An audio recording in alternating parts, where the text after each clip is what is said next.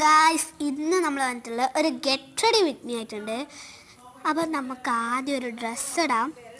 ഇതാണ് നമ്മുടെ ഡ്രസ്സ്. ഇനി ഇത് നമുക്ക് ഇട്ടിട്ട് കാണാം. നമ്മുടെ ഡ്രസ്സ് ഇതിട്ടു. എങ്ങനെയുണ്ട് ഗായ്സ്? നല്ല രസമല്ലേ? ഇനി നമുക്ക് നേരെ ക്രീം ഇടാം. അപ്പം ക്രീം നന്നായിട്ട് ഇട്ട് കൊടുക്കട്ടോ. ഇനി നമുക്ക് ബ്ലെൻഡ് ആക്കാം കേട്ടോ. അപ്പം നമ്മൾ ബ്ലെൻഡ് ആക്കിയിട്ടുണ്ട്.